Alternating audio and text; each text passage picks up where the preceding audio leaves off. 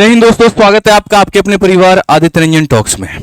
आज की वीडियो बहुत ही ज्यादा डिमांडिंग वीडियो है और पिछले 1.5 सालों से बच्चे मुझसे हर जगह पर ऑनलाइन हो या ऑफलाइन, फेसबुक हो या इंस्टाग्राम या मेरे पर्सनल व्हाट्सएप पे, हर जगह पे जब भी वो मुझसे मिलते थे तो हमेशा एक ही बात कहते थे कि सर मॉक टेस्ट की स्ट्रेटजी क्या है। क्योंकि जब भी आप किसी भी टॉपर की वीडियो देखते हो तो हमेशा एक ही बात बोलता है, मॉक लगाओ। जब आप किसी टीचर से मिलते हो, आपका सिलेबस थोड़ा कंप्लीट हो जाता है तो मॉक लगाओ। जब आपका सिलेबस कंप्लीट हो जाएगा, आपको प्रैक्टिस करनी है तो मॉक लगाओ। तो आखिर मॉक लगाओ तो लगाओ कैसे? इसके जुड़े काफी सारी बातें होती हैं और वो संपूर्ण बातें हम आपको आज की वीडियो में कवर करके बताने वाले हैं। इसलिए वीडियो को शुरू से लेकर के अंत तक देखिएगा, क्योंकि आज हम आपके जीवन के 100 गलतियों को दूर करेंगे और ये मेरा वादा होगा आपसे। और वीडियो के एंड में आप एक बात जरूर बोलेंगे कि सर वाकई में मेरी आंखें खुल गईं और इन गलतियां हम कर रहे थे, आज के बाद जीवन में ये गलतियां हम नहीं करेंगे। सबसे पहला पॉइंट जो होता है वो यहां पर क्या होता है समझिए। इस पॉइंट के जाने के पहले मैं आपको एक फेमस कोटेशन आपको बताऊंगा भाई, और वो यहां पर क्या है। Knowledge without practice is useless and practice without knowledge is dangerous. Example मैं आपको एक डॉक्टर का देता हूं। उसके पास में बहुत नॉलेज है कि किसी पेशेंट को कौन सी बीमारी हुई है तो उसके ऊपर में कौन सी दवा दी जाए, लेकिन कभी वो क्लिनिक में बैठता ही नहीं है, तो उसका नॉलेज क्या है? यूजलेस ही है यहाँ पे, ठीक। लेकिन अगर हम दूसरा केस लेते हैं, एक ऐसा डॉक्टर है जिसने प्रैक्टिस तो अच्छी खासी कर रखी है, ऑपरेशन का चीड़-फाड़ उसको करना आता है, लेकिन उसको सही नब्ज का नहीं पता कि किसको काटना है, किसको चीरना है, किसको सिलना है, तो वहां पर वो सबसे ज्यादा डेंजरस हो सकता है। सेम कहानी आपके साथ में भी फिट आती है। नॉलेज आप बहुत ज्यादा गेन कर लोगे, लेकिन आप उसकी प्रैक्टिस करके जाओगे ही नहीं तो कभी भी आप बाकी बच्चों की तुलना में बहुत ज्यादा स्कोर नहीं कर पाओगे। और कई बार ऐसा होगा जहां पर आप सिर्फ और सिर्फ प्रैक्टिस किए जा रहे हो, गलतियां अथा हो रही हैं और आप सोच रहे हो कि मेरे प्रैक्टिस करने से मेरा स्कोर बढ़ जाएगा, तो ये बहुत ज्यादा घातक होने वाला है। क्योंकि जो एक असमंजस होता है आप लोगों के बीच में कि यार सिलेबस कंप्लीट करते हैं तो मॉक छूट जाता है और मॉक पे ध्यान देते हैं तो सिलेबस छूट जाता है। इसके बीच में बैलेंस कैसे लेकर के आएंगे हम वो भी आपको इस वीडियो में बताएंगे, ठीक है। तो आइए सबसे पहले आपके जो ये सवाल होते हैं, और कितने सारे सवाल होते हैं, वो सारी चीजें हम आपको बताने वाले हैं। तो इस वीडियो में सबसे पहला पॉइंट जो हमने कवर किया है वो ये कि इंपॉर्टेंस ऑफ मॉक टेस्ट। आखिर मॉक टेस्ट इंपॉर्टेंट है तो कितना है, किस हद तक है, क्या पूरा दिन मॉक देना है, थोड़ा समय देना है, या कितनी महत्व है उसकी, वो सारी बातें। दूसरा जो हम कवर कर रहे हैं वो ये कि आपको मॉक टेस्ट कब से देना चाहिए। अब कोई बिगनर ये बच्चा वीडियो देख रहा है, वो बोले अरे सर ने कहा था मॉक टेस्ट लगाने को, ले भाई दिए मॉक दिए जा रहा है, तो कब एक सही टाइम है मॉक टेस्ट देने का, हम आपको वो भी बताएंगे। तीसरा यहां पर बात करते हैं, should one start with previous year papers. क्या हमें प्रीवियस ईयर के मॉक टेस्ट देने चाहिए, या फिर कई ऐसे कंपनीज होते हैं जिनके खुद के बनाए मॉक टेस्ट होते हैं, हमें वो देना चाहिए, ठीक। उसके बाद में अगर हम बात करें तो आपका जो सबसे बड़ा डाउट होता है कि सर सिर्फ मॉक टेस्ट दें या सब्जेक्ट वाइज क्विज भी दें, और सब्जेक्ट वाइज क्विज दें तो कौन से प्लेटफॉर्म से दें और कितना समय हम उसके ऊपर में डिवोट करें। नेक्स्ट जो आपका डाउट होता है वो यहां पर ये होता है कि सर मॉक टेस्ट को अटेम्प्ट करने का राइट अप्रोच क्या है, सबसे पहले कौन सा सब्जेक्ट अटेम्प्ट करें और किस सब्जेक्ट में हम कितना टाइम दें। क्या हमें 2 मिनट पहले पेपर को सबमिट कर देना है, हमें मोबाइल में मॉक टेस्ट देना है, हमें सिस्टम में देना है, ये सारी बातें। नेक्स्ट अगर हम बात करें यहां पर तो how to analyse mock test. मतलब एक तरीके से समझ लो खून का आपका चेकअप हो गया है, लेकिन उसके बाद में डॉक्टर आपको दवाई ना लिखे तो क्या फायदा। यानी डायग्नोसिस भी इसीलिए की जाती है ताकि बाद में उसके आधार पर ट्रीटमेंट चलाई जा सके।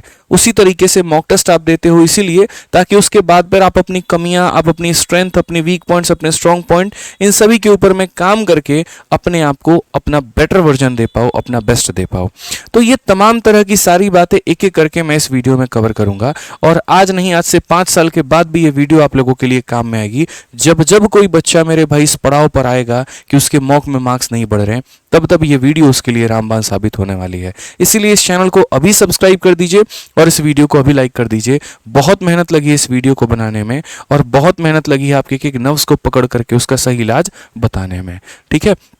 आइए चलिए शुरुआत करते हैं। तो सबसे पहली बात आती है कि मॉक टेस्ट की इतनी महत्व क्यों है, क्यों सारे टॉपर्स, क्यों सारे टीचर्स, क्यों आपके जो दोस्त होते हैं जिनके मॉक्स में अच्छे मार्क्स आते हैं वो आपको सजेस्ट करते हैं। तो सबसे पहली बात, मॉक टेस्ट आपको ट्रैक पर रखता है। जैसे मैंने अक्सर ऐसे बच्चों को देखा है कि सिर्फ पढ़ते रहते हैं, उन टीचर की वीडियो देख ली, उस एप्लीकेशन का कोर्स लेकर के पढ़ना शुरू कर दिया, किताब लेकर के सॉल्व करना शुरू कर दिया, लेकिन उनको पता ही नहीं है कि जाना कहाँ है। मेरे भाई जब तक मंजिल का पता नहीं होता है ना, सफर का मजा नहीं आता जाता है। तो उसी तरीके से अगर आप जिस भी परीक्षा की तैयारी कर रहे हो, मॉक टेस्ट आपको एक ट्रैक पर रखने की मदद करता है। बहुत ज़्यादा इरेलीवेंट डायरेक्शन में नहीं जाने देता है, आपको ये बताता है कि देखो भैया 60 मिनट के अंदर में ये 100 सवाल तुम्हें करने हैं, तो एक आपको वो ट्रैक पर बैलेंस फॉर्मेट में रख करके चलेगा, आपका बहुत ज़्यादा टाइम वेस्ट नहीं करेगा। दूसरी सबसे बड़ी बात, वो आपके सिलेबस को कंप्लीट करने में काफ़ी ज़्यादा मदद करता है। जैसे मान लीजिए मैं महीने के पूरे 30 दिन में पढ़े जा रहा हूँ, वो मेरी क्या होगी कि हम उसमें किसी टॉपिक में ज़्यादा समय ले रहे हैं या किसी टॉपिक में कम समय ले रहे हैं, हमें पता नहीं चलेगा। लेकिन मैंने आज के दिन मॉक टेस्ट दिया और मैंने देखा कि मैथ्स के मार हम एक तरीके से 25 में हम जो है 12 क्वेश्चन हम सॉल्व कर पाए, 13 मेरे सॉल्व ही नहीं हुए। तो मेरे दिमाग में कांस्टेंट रिमाइंडर जाएगा कि आदित्य तुम्हारा सिलेबस जो है वो बाकी है, तुम फटाफट जल्दी से सिलेबस को कंप्लीट करो, नहीं तो आगे भी तुम्हारे ये 13 क्वेश्चंस गलत होंगे, जब जब बैठोगे मैथ में तुम्हारे इतने सवाल गलत होंगे। तो हमें वहां पर साफ दिखना शुरू हो जाता है कि हमारा सिलेबस कंप्लीट नहीं है और यहाँ पर हमें हमारी औकात दिख जाती है, तो हम तुरंत यहाँ पर काम करना शुरू कर देते हैं। जैसे मैं अपनी केस बताऊं, जब जब मैं थोड़ा सा डिमोटिवेट हो जाऊंगा या जब मुझे लगेगा कि मैं बहुत ढीला पड़ रहा हूं, मैं अपनी औकात को खुद दिखाने के लिए भैया संडे को एक मॉक टेस्ट देता था कि भाई चेक तो कर ले तुझे कितना आता है और कितना नहीं आता है। नहीं आता है तो फिर वापस से मंडे के साथ में एक नई रूटीन के साथ में बैठो और जो तुम्हारी चीज़ें इनकम्प्लीट है उनको एक टारगेट दे करके अपना कंप्लीट करो। तो सिलेबस को कंप्लीट करने का सबसे रामबाण इलाज होता है मॉक टेस्ट।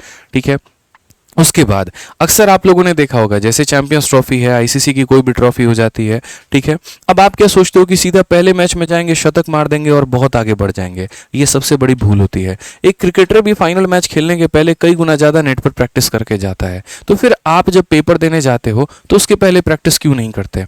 आप सोचते हो सीधा एक ही बार जाएंगे, एग्जाम में फोड़ फाड़ देंगे और वहीं जाकर के आप फूट जाते हो। क्यों? क्योंकि आपको वहाँ के एम्बियंस का पता नहीं होता। सेंटर पर आपको जाने की नर्वसनेस जो होती है वो अलग होती है। आप माउस से फ्रेंडली नहीं होते, आप सिस्टम से फ्रेंडली नहीं होते, आपको माउस चलाना नहीं आता, आपको स्किप करना नहीं आता है। कई बार तो ऐसा होता है आप क्वेश्चन सेव करके आगे बढ़ गए हो, दिमाग में आपके ये है हमने तो सेव कर रखा था और बाद में पता चलता है यार वो क्वेश्चन तो सेव ही नहीं हुआ था, क्योंकि आपने सेव एंड नेक्स्ट पर क्लिक ना करके 6 नंबर के जगह सीधा 16 नंबर पर चले गए थे और उसको सेव एंड नेक्स्ट पर क्लिक ही नहीं किया था। तो इसीलिए जो छोटी मोटी जो गलतियां होती हैं वो सारा का सारा पेपर के पहले आपका मॉक टेस्ट जो है वो पूरा करवा देता है। उस इंटरफेस से आपको बहुत फ्रेंडली बना देता है। वहां पर आपको टाइमर के साथ में अपना सामंजस्य बिठाना जो है वो बहुत ज़्यादा आपको बता देता है कि अच्छा इस तरीके से तुम्हारा टाइमर यहाँ डाउन होता रहेगा, ऐसे क्वेश्चंस अपीयर होंगे, कैसे माउस चलाना है, कैसे आर्ट ऑफ स्किपिंग का नॉलेज लेकर के आना है और ये सारी बातें। नेक्स्ट अगर हम बात करें तो आपको आपके पढ़ाई में जो है इवेलुएट करने में काफ़ी ज़्यादा मदद करता है। जैसे मैंने यहाँ पर कहा ना सिलेबस कंप्लीट करने में मदद करता है, उसी का ये जुड़वा भाई भी है। बताते रहेगा कौन सा टॉपिक कमज़ोर है, कौन सा टॉपिक स्ट्रॉन्ग है, कौन सा टॉपिक बहुत ज़्यादा स्ट्रॉन्ग है, तो उसके आधार पर आप अपने टाइम का डिवीजन करते हो, टाइम मैनेजमेंट करते हो। ठीक, नेक्स्ट अगर हम मॉक टेस्ट देने की इंपॉर्टेंस की बात करें तो वही मैंने कहा आपके स्ट्रॉन्ग एरिया और वीक एरिया आपको बता रहा होता है और इसके आधार पर आप अपने टाइम मैनेजमेंट को कर रहे होते हो। उसके अलावा बात करें तो कॉन्फिडेंस से काफ़ी हद तक बूस्ट होता है।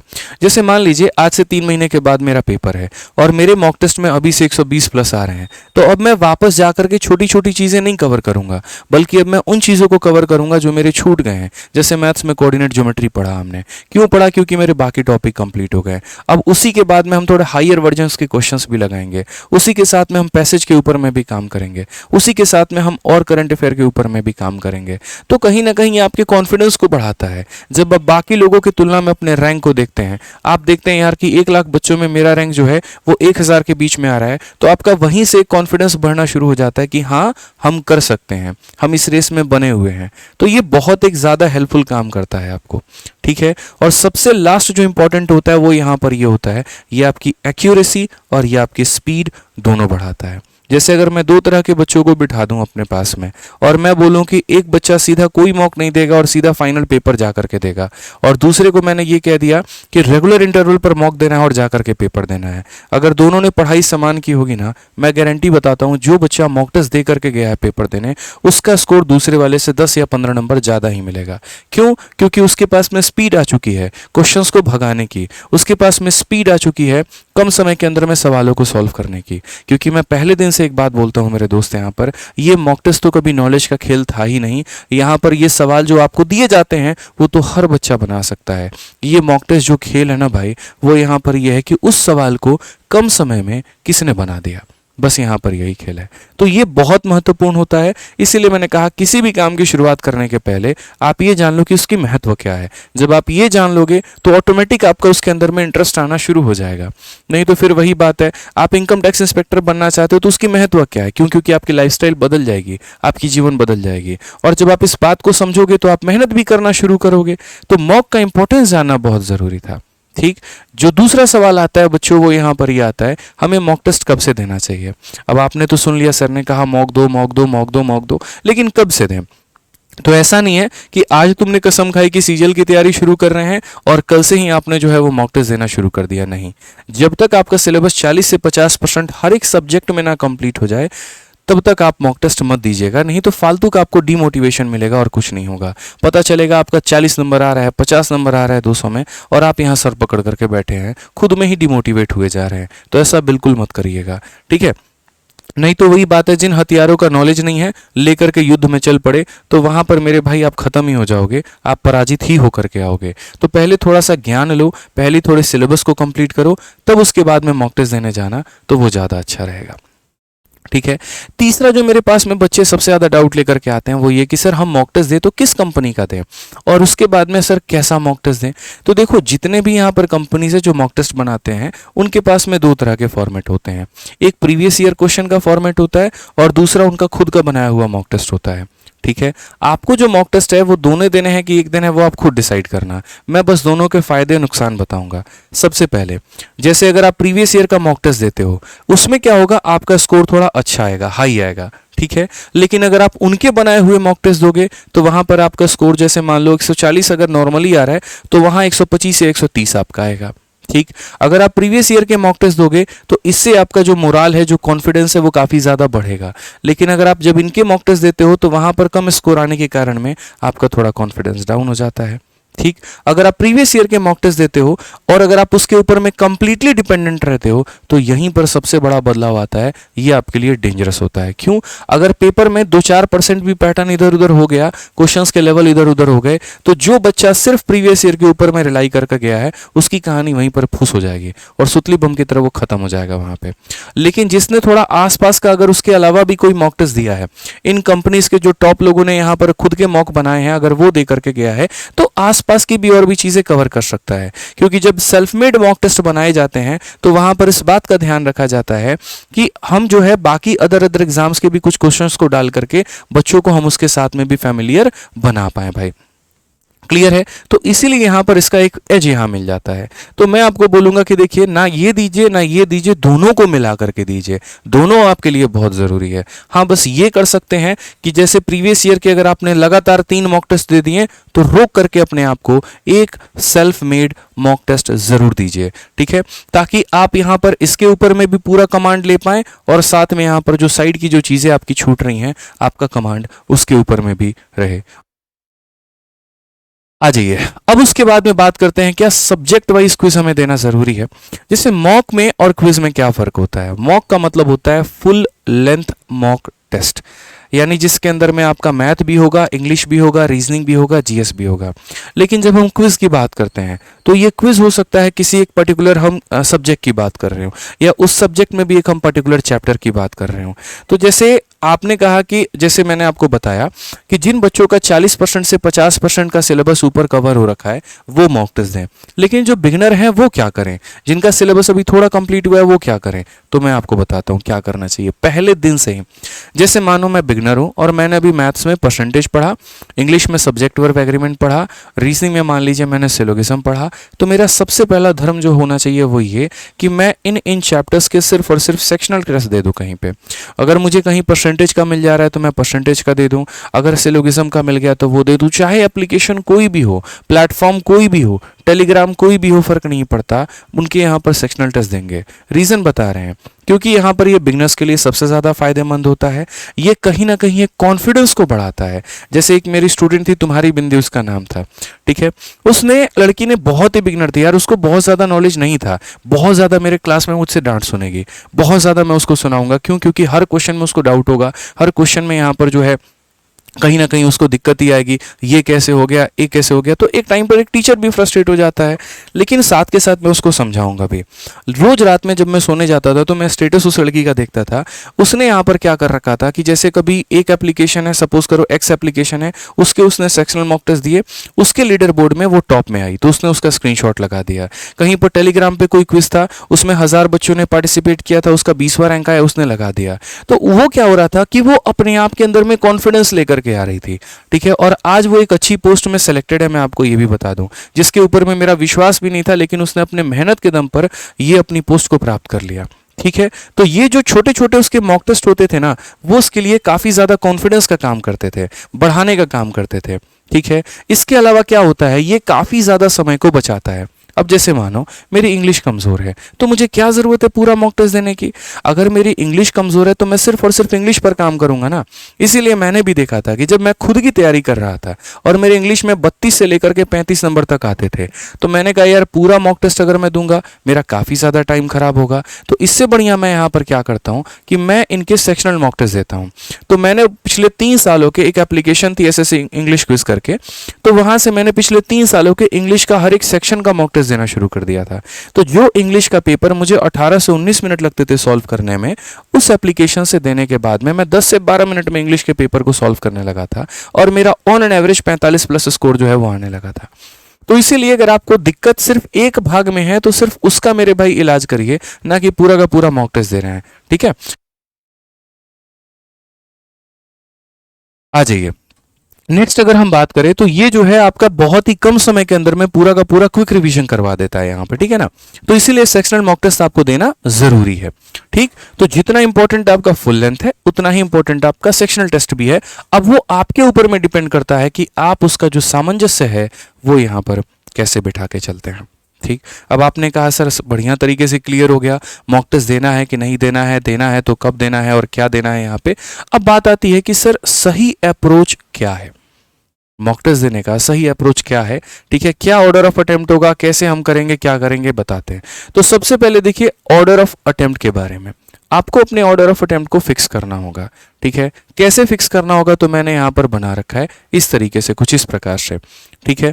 जैसे मेरा जो ऑर्डर ऑफ अटेम्प्ट होता था वो ये कि सबसे पहले मॉक में मैं जीके और जीएस के सवालों को करूंगा, फिर उसके बाद में इंग्लिश के सवालों को, फिर उसके बाद में मैथ्स के सवालों को, और फिर उसके बाद में रीजनिंग के सवालों को।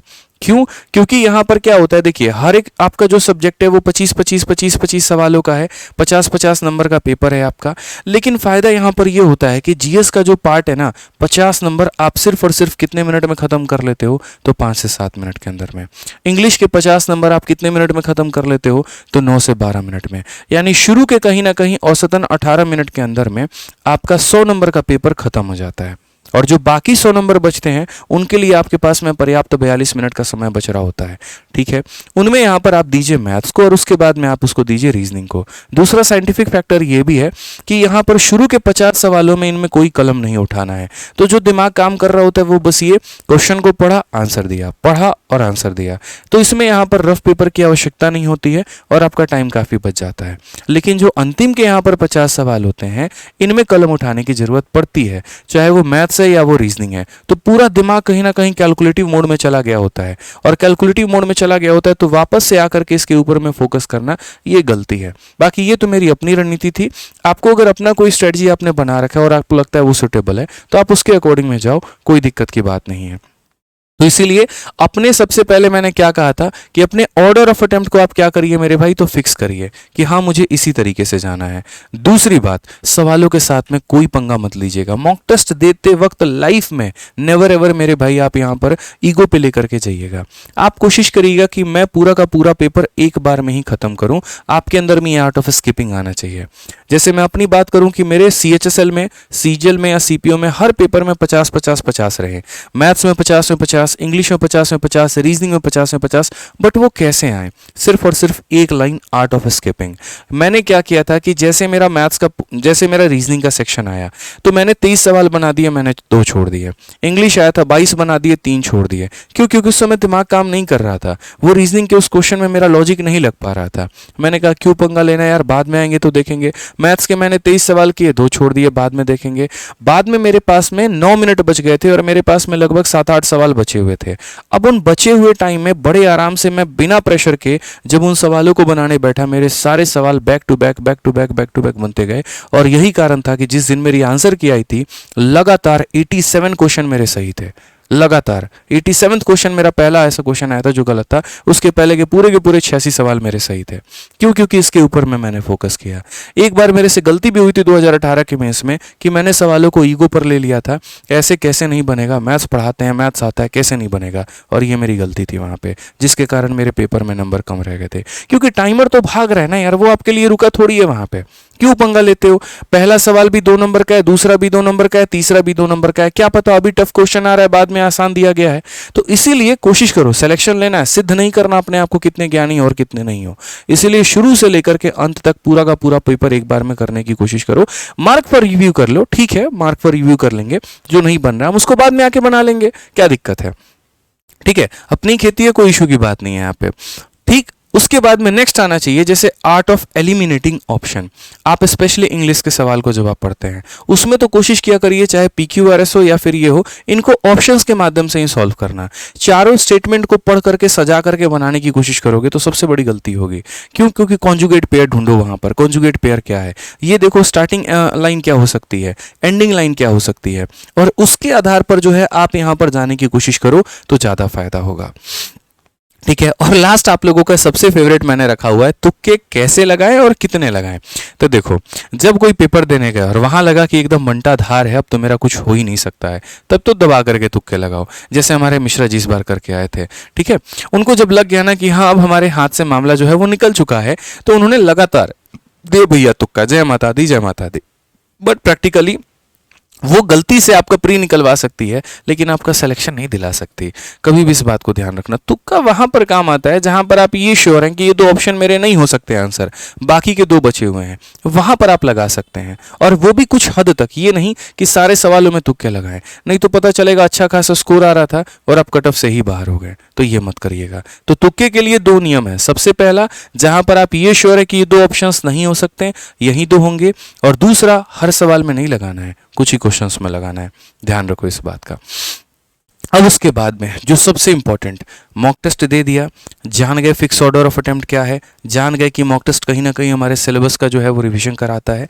तो यहाँ पर हम कैसे करें, मॉक टेस्ट का इंटरवल क्या हो। तो देखो, जैसे आपका जब 40% से 50% आपका सिलेबस खत्म हो जाता है, उसके बाद में आप हफ्ते में एक मॉक टेस्ट दिया करो कि संडे टू संडे हम मॉक टेस्ट देंगे। फिर उसके बाद पेपर के जब आखिरी के 2 महीने बचते हैं तो हर 3-3 दिन पर एक मॉक टेस्ट दिया करो। पेपर के जब आखिरी के 1 महीने बचते हैं तो उस केस में डेली एक मॉक दिया करो। और पेपर के जो आखिरी 1 हफ्ते बचते हैं उस केस में डेली के 2-2 मॉक टेस्ट दिया करो। और कोशिश करो कि मॉक उस टाइमिंग पर दो जिस टाइमिंग पर तुम्हारा पेपर है। अगर दोपहर के शिफ्ट में 1 बजे पेपर है तो 1 बजे ही मॉक टेस्ट दो, ताकि उस टाइम के साथ में अपने आप को फैमिलियराइज कर पाओ। ठीक, और सबसे बड़ी बात एक अलग हटके जो पूरी पीपीटी में नहीं है, जो मैं आपको अपने पर्सनल एक्सपीरियंस के साथ में बताता हूं, वो ये कि मॉक टेस्ट देते वक्त कभी भी मेरे भाई लाइफ में प्रेशर मत लेना। जितने एक्सपेरिमेंट कर सकते हो उतने एक्सपेरिमेंट करके मॉक टेस्ट में जाओ। डिजिटल सम लगा सकते हो वो लगाओ, कैलकुलेशन के टेक्निक लगा सकते हो वो लगाओ, यूनिट डिजिट के साथ में खेलना है वो खेलो, ऑप्शंस को एलिमिनेट करना है वो करो। कभी कोई एक पर्टिकुलर सब्जेक्ट छूट जाए तो छोड़ दो, कोई दिक्कत नहीं, क्योंकि मॉक एक ऐसी चीज है ना जिसकी स्कोर दुनिया नहीं देखती है। ऐसे मान करके चलो यहाँ पर कि अगर विनेश फोगाट हैं तो वो यहाँ पर उसके पहले कितने मैचेस हारी इसको दुनिया ने नहीं देखा। ओलंपिक्स की मैच हारी की जीती दुनिया ये देखती है। उसी तरीके से मॉक में स्कोर क्या था और कितना था, क्या गलतियां थी नहीं थी, ये सिर्फ आप अपने आप में ही जज करोगे, लेकिन आपका मेन स्कोर कितना आएगा वो पूरी की पूरी दुनिया देखने वाली है। तो जितने एक्सपेरिमेंट्स आप मॉक टेस्ट में कर सकते हैं आप उतने एक्सपेरिमेंट्स करने की कोशिश करिए। सारे वो कैलकुलेशंस के ट्रिक्स जिनके आप वीडियो देखते हैं आप उसके अंदर में अप्लाई करना सीखिए। नहीं तो क्या होता है, वीडियो अथा देख लेते हो और पेपर में जाकर के अप्लाई ही नहीं कर पाते हो, सबसे बड़ी गलती होती है आपकी। ठीक है, तो इस बात का ध्यान रखना है। ठीक, उसके बाद में जो सबसे बड़ी गलती एक और आती है आप लोगों के सामने, वो क्या आती है, मॉक टेस्ट दे दिया 1 घंटे, तुरंत यहाँ पर लैपटॉप डाउन करोगे और भाग जाओ यहाँ पे, अरे बाप रे बहुत मेहनत हो गया, अब हमसे जो है एनालाइज नहीं हो पाएगा। अरे तो फिर फायदा क्या हो गया, ये तो वही बात हो गई, डॉक्टर के यहाँ चेकअप कराने गए, उसने कहा जाओ अल्ट्रासाउंड करा कर आ जाओ, और तुमने अल्ट्रासाउंड करवा लिया, उसके बाद बोला बस अब हो गया। अरे अल्ट्रासाउंड करा लिए तो उसकी रिपोर्ट जाओ वापस से डॉक्टर को दिखाओ, वो दवाई लिखेगा, खाओगे तब ना इलाज होगा तुम्हारा। तो मॉक टेस्ट दे दिया, तो मॉक टेस्ट देना महानता नहीं थी यहाँ पे, वो बहुत बड़ा गुण नहीं था वहां पे। केदारनाथ की चढ़ाई चढ़ गए और मंदिर के दर्शन ही नहीं किए, केदार जी की दर्शन नहीं किए, क्या फायदा। तो जब यहाँ पर मॉक टेस्ट दे दिया तो उसका एनालिसिस बहुत जरूरी है, उसको एनालाइज करना सीखो। वहां पे एक एक छोटी छोटी बारीकियों पर काम करो। 3 भाग होते हैं। पहला, जो सवाल तुम्हारे सही है उसको कैसे एनालाइज करें, जो गलत है उसको कैसे एनालाइज करें, और जो छोड़ दिए उसको कैसे एनालाइज करें। तो सही में क्या होगा, ऐसा तो है नहीं सारे सवाल सही किए थे और सारे बहुत कम समय में उड़ा दिए, बिल्कुल भी नहीं। आज के समय जो मॉक टेस्ट की कंपनियां हैं वो वहां पर एक एवरेज टाइम बता देती हैं कि औसतन बाकी बच्चों ने इसको सॉल्व करने में 40 सेकंड लिया है, और अगर किसी सवाल में दिख जाए कि तुमने 1.5 मिनट में लिया है, तुरंत रोको और अपने आप को वहां पर सही करो। जिन क्वेश्चंस में मेरे भाई आपने ज्यादा टाइम लिया है वो भी कहीं ना कहीं खतरा है, ठीक है, क्योंकि वो भी आपको कंपटीशन से बाहर कर रहा है। बेशक वो सवाल सही तो हो गया है आपका, लेकिन वो एक जहर है। उस जहर को तुरंत करेक्ट करना है कि क्यों मेरा समय लगा, कौन ऐसी गलती की थी मैंने जिसके कारण मैं इतना वक्त ले पाया, मैं तुरंत उसको करेक्ट करूंगा वहां पे, ठीक। दूसरा, जो क्वेश्चंस में आपने तुक्के लगाए थे उस समय तो आपने तुक्के लगा दिए थे, लेकिन अब इसको रोक करके इसके सॉल्यूशन को पढ़िए। और यहां पर अगर मान लीजिए ऑप्शन नंबर ए आंसर है, इंग्लिश में जैसे क्या होता है, बच्चा क्या देखता है, अच्छा इस क्वेश्चन का आंसर ये है, बस बाकी के 3 ऑप्शन मेरे फूफा देखेंगे, वो देख लो यार, क्या पता आज क्वेश्चन जो है तुम्हारा एक तरीके से मोडिकम का सिनोनिम आया है, क्या पता कल के दिन जो बाकी 3 ऑप्शंस थे उनके ऊपर में आ जाए। तो एक डेप्थ एनालिसिस करो। 4 मॉक टेस्ट देने से बेहतर है एक मॉक टेस्ट का पूरा निचोड़ निकाल करके रख देना। सिर्फ उस ऑप्शन को मत देखो जो सही है, उसके नीचे के जो बाकी 3 ऑप्शंस भी है उनको भी पढ़ करके जाओ कि वो चीज तुम्हें आती है कि नहीं आती है, उस शब्द के मतलब पता है कि नहीं पता है। वो एक सही ऑप्शन नहीं, बाकी के 3 ऑप्शन जो है उनके मतलब क्या है, क्योंकि पेपर में कल के दिन वो भी क्वेश्चन के रूप में आ सकते हैं बन के, ध्यान रखो इस बात का, ठीक है। उसके बाद में बात आता है इनकरेक्ट सवालों को लेकर के कि जो हमसे गलतियां हो गई। अब जो गलतियां हो गई वो क्यों हुई, क्या उसके अंदर में सिली मिस्टेक्स थे, कैलकुलेशन मिस्टेक्स थे, या वो कंसेप्ट से ही हम रूबरू नहीं थे। अगर वो कंसेप्ट से रूबरू नहीं थे तो तुरंत वहां पर क्या करो, मार्क फॉर, एक तरीके से बुक मार्क का एक ऑप्शन आता है वो मेरे भाई वहां पर कर लो, या एक मॉक टेस्ट की सेपरेट ही कॉपी बना करके रखो कि जिनमें सिर्फ जो गलतियां क्वेश्चंस हुई हैं और इंपॉर्टेंट हैं उनको वहां पर नोट कर लिया, या जो इंपॉर्टेंट कंसेप्ट है उनको नोट कर लिया, ताकि पेपर के पहले सारा मॉक टेस्ट रिवाइज करके जाने की जरूरत नहीं पड़ेगी। अपने सिर्फ उन डायरी ऑफ मिस्टेक्स के ऊपर में काम करने की जरूरत पड़ेगी, और इसको कर लोगे तो बस मौज हो जाएगी आपकी, ठीक है। उसी तरीके से यहां पर जो इनकरेक्ट है उसमें जो तुक्के आप मतलब इनकरेक्ट तुक्के लगाने की वजह से जो चीज गलत हो गई आप वो भी देख करके जाओ, ये भी ज्यादा फायदेमंद होगा, ठीक है। तीसरा, अगर हम बात करते हैं यहां पर स्किप को लेकर के, जो क्वेश्चंस आपने स्किप कर दिए उनमें ये देख लो कि कितने ऐसे क्वेश्चन थे जो रेलिवेंट थे, आने वाले थे, पूछे जा सकते थे पेपर में, लेकिन आपने उसको स्किप कर दिया। उसको तो सबसे पहले सीखो भाई, क्योंकि आज अगर ये गलती हुई है तो बार बार होगी, और जब होगी तो आपका बहुत घातक नुकसान करके जाएगी। इरेलीवेंट क्वेश्चंस को छोड़ सकते हो, जरूरी नहीं है 100 के 100 सवाल रट करके अपने आप को घोल के पिला देना है, नहीं, इरेलीवेंट क्वेश्चन से स्किप मारो, ठीक है। तो बेसिकली जैसे 1 घंटे का मॉक टेस्ट होता है तो लगभग 40 से 45 मिनट शुरुआती दौर में आपको उसके एनालिसिस में ही लग जाएगा, ठीक है, जिसमें सबसे ज्यादा जो वक्त लेगा वो इनकरेक्ट क्वेश्चन लेगा। उसके बाद में आपको करेक्ट क्वेश्चन के ऊपर में टाइम देना है, क्योंकि इसको आपने पढ़ रखा है बहुत जल्दी से, तो थोड़ी बहुत चीजें देखनी होंगी, और यहां पर स्किप को तो बिल्कुल पढ़ा ही नहीं था, तो इसको आराम से टाइम लेकर के इसको सॉल्व करना, तो ये आपका वक्त लेगा, ठीक है। मेरे भाई याद रखना, शुरू में क्या होगा, आपको मॉक के एनालिसिस में बहुत टाइम लगेगा। जैसे मैं शुरू में मेंस के दिन में 1 से 2 ही मॉक टेस्ट दे पाता था, क्यों, क्योंकि मेरे 200 में 140 नंबर 130 नंबर आ रहा होता था, तो मेरा एनालिसिस में लंबा वक्त जाता था, मेरी गलतियां ज्यादा होती थी। लेकिन जब एक वक्त में मेरा स्कोर 160 170 180 तक जाने लगा, उन केस में मेरी गलतियां कम होने लगी, और गलतियां कम होने लगी तो मेरा एनालिसिस का जो टाइम होता था वो मेरा कम लगता था, जिसके कारण मेरे नंबर ऑफ मॉक टेस्ट बढ़ गए। तो गलतियां ज्यादा होंगी, एनालिसिस में समय ज्यादा लगेगा, गलतियां कम होंगी, समय भी कम लगेगा। तो इस बात का ध्यान रखो, अपने आप को सैचुरेशन पॉइंट पर लेकर के आओ कि अब गलतियां मेरी कम होंगी, सिली मिस्टेक्स मेरे कम होंगे। नहीं तो पेपर के 2-3 सिली मिस्टेक्स है ना, सीधा इनकम टैक्स दिल्ली में बैठे होते और उसको उठा करके कोयम्बटूर में तुमको फेंकेगा, अब पूरा जिंदगी तुम पछताओगे। नौकरी तो कर रहे होगे, पैसा तो आ रहा होगा, बीवी बच्चे माँ बाप सबसे दूर बैठे होगे और अकेले दुनिया अपनी जी रहे होगे, ठीक है। तो ये बात का ध्यान रखो यहाँ पे। उसके बाद में जो सबसे बड़ा पॉइंट आता है वो ये कि सर एक समय के बाद में स्कोर रुक जाता है तो हम क्या करें। 2 ही पॉइंट ऐसे होते हैं जहां पर सैचुरेशन पॉइंट आता है।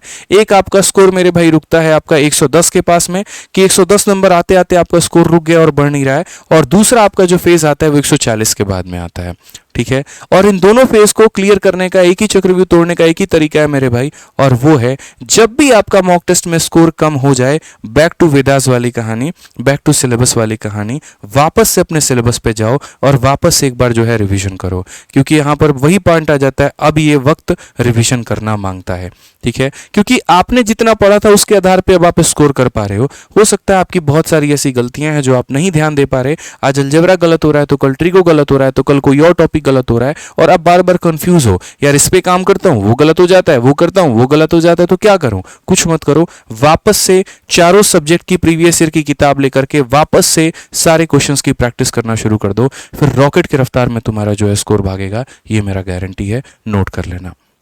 हमने भी तो काम ऐसे ही किया ना यार, हमने भी अपने आप को परफेक्ट ऐसे ही बनाया है, इसीलिए मैंने आपको दो ही बात लिखी है कि जब आपका स्कोर एक फिक्स हो जाए, आप उस पर लगातार तरीके से प्रैक्टिस करिए और उस पैटर्न को एनालाइज करिए कि क्या गलती हो रहा है और क्यों हो रहा है, ठीक है। क्या मुझे स्टैटिक जीके का ये वाला भाग नहीं आ रहा, क्या मेरी करंट अफेयर में गलती आ रही है, मेरा एडवांस मैथ में वीक है, और जो है तो दिल पर पत्थर रख के भाई एक बार दिल पर पत्थर रखे एक बार उसे कंप्लीट कर ही लो भाई। क्योंकि ये मान करके चलो ना, आप हमेशा एज्यूम किया करो कि यार आज से 2 साल के बाद में आप कहां पर बैठे होगे, किस डिपार्टमेंट पे बैठे होगे। किसका मन करता है यार, दवा तो कड़वी होती है सबको पता है, लेकिन फिर भी पीना पड़ता है, क्यों? क्योंकि हमारी सेहत अच्छी हो, हम थोड़ा हेल्दी रहे, हम थोड़ा बाकी लोगों की तुलना में ज्यादा जिंदगी जी पाए। उसी तरीके से जब आपने सपना बड़ा देखा है भाई, तो मेहनत भी तो बड़ी लगेगी ना यहाँ पे, ठीक है। अब इसमें गुजारा भत्ता मत करना। बहुत सारे बच्चे ऐसे होते हैं मोबाइल से मॉक टेस्ट देंगे, मोबाइल से सेक्शनल क्विज दिया जा सकता है, मॉक टेस्ट नहीं दिया जा सकता। इसीलिए अगर कोई दोस्त का, जैसे मानो आपके पास में लैपटॉप नहीं है, कोई दिक्कत नहीं है यार, हफ्ते में अभी एक ही मॉक टेस्ट तो देनी है, किसी दोस्त का मांग करके लैपटॉप या सिस्टम उससे मॉक टेस्ट दे दिया, साइबर कैफे में जा करके मॉक टेस्ट दे दिया, ठीक है। इससे क्या होगा, पेपर में तुम्हारी गलतियां नहीं होंगी, सीधा उठ करके भाग के ऐसा नहीं गए पेपर में, अरे सर माउस वो चलाने नहीं आ रहा था, सेंसिटिविटी बहुत ज्यादा था, अरे समझ ही नहीं आ रहा था सर मेरा तो पेपर खराब हो गया। बाद में तुम्हारा रोना कोई नहीं सुनेगा, ना सुप्रीम कोर्ट सुनेगा, ना एसएससी सुनेगी, और बस अपने आप के जिम्मेदार खुद होगे। तो इसलिए यहां पर कंजूसी मत करना, कोशिश करना मेरे भाई कि आप जो है बढ़िया तरीके से सिस्टम के साथ में शुरू में ही फ्रेंडली हो पाओ। और अगर कोई भी कंपनी अगर ऑल इंडिया फ्री टेस्ट करवा रही है तो उसको जरूर अटेम्प्ट करो, उसमें तुम्हारी खुद की औकात तुम्हें पता चलेगी। क्योंकि फ्री के नाम पर काफी सारे बच्चे अटेम्प्ट करते हैं और वहां पर आपको अपना रियल रिजल्ट देखने को मिलता है, अपना असली कंपटीशन देखने को मिलता है, और वहां पर आपको आपकी वास्तविकता पता चलती है कि इस भीड़ में हम कहां पर एग्जिस्ट करते हैं। कुएं का मेढक बनने से बेहतर है समंदर में थोड़ा निकल करके दुनिया देखें, तो पता चलेगा कि हाँ भैया हमारा लेवल क्या है और क्या नहीं है। तभी तो मेहनत कर पाओगे, तभी तो तुम्हें यहाँ पर पता चलेगा कि अच्छा क्या करना था और क्या नहीं, ठीक। और जो लास्ट पॉइंट होता है वो यहाँ पर ये कि कितने मॉक टेस्ट देने की आवश्यकता है। तो सर एक बात बता दे, मैं अपने मॉक टेस्ट बताऊंगा तो हो सकता है आपको बिलीव ना हो सकता है आप डर जाओ, ठीक है, लेकिन कम से कम मैंने यहाँ पर 1000 मॉक टेस्ट दिए थे, प्री और मेंस सबको मिला करके, क्योंकि मेरे पास में अच्छा खासा वक्त था, मेरा सिलेबस कंप्लीट हो गया था, लेकिन 1 साल तक मेरा पेपर डिले हो गया। क्यों? इसीलिए क्योंकि वेंडर डिसाइड नहीं हुआ था। इसीलिए मेरे पास में पूरे के पूरे 365 दिन थे, और उन 365 दिन में काफ़ी क्विजेज मिला करके, सेक्शनल मॉक टेस्ट मिला करके, और मतलब ये 1 मॉक टेस्ट मिला करके, मेंस के मिला करके हमने लगभग 1000 के करीब में टेस्ट दिए थे। काफ़ी किताबों से टेस्ट दिया था जब ऑनलाइन का मॉक टेस्ट खत्म हो गया था। आपको उतना नहीं करना है, आपको ऑन एन एवरेज यहाँ पर प्री के कम से कम 50 मॉक टेस्ट तो देने ही देने हैं, ठीक है, जिसमें आपका जो है कम से कम जो है 40 आपके प्रीवियस ईयर के हो जाए और 10 जो है वो आपके सेल्फ मॉक टेस्ट हो जाए यहाँ पे, ठीक। और जब प्री का पेपर खत्म हो जाएगा तब तो डेली बेसिस पर एक मॉक टेस्ट आपको शुरू कर देना है, वो भी पहले दिन से ही, इसमें तो कोतवाही करनी ही नहीं है। 40 प्लस मेंस के मॉक टेस्ट आपको देना है। क्यों? क्योंकि ये हो सकता है कट ऑफ क्लियर कराए, हो सकता है, डेफिनेटली है क्लियर कराएगा, लेकिन मेरिट आपको ये दिलाएगा, सिलेक्शन आपको ये दिलाएगा। यहाँ का स्कोर बहुत ज्यादा महत्वपूर्ण है, इसीलिए प्री से कई गुना ज्यादा मेंस के ऊपर में फोकस कर देना। तो सारी की सारी तैयारी शुरू से ही कर लो, ताकि यहां पर मेंस के टाइम पर सिर्फ और सिर्फ प्रैक्टिस करने पर फोकस रहे और यहां पर अपना जो है परचम लहरा पाओ, ठीक है। तो कोशिश की आज की वीडियो के माध्यम से कि हम आपको मॉक टेस्ट का जो सबसे बड़ा कंफ्यूजन है, सारे जो सवाल आपके दिमाग में घूमते थे उसको हम क्लियर कर पाएं। और ये वीडियो भविष्य में हमेशा लाइफ भर आपके काम आने वाली है।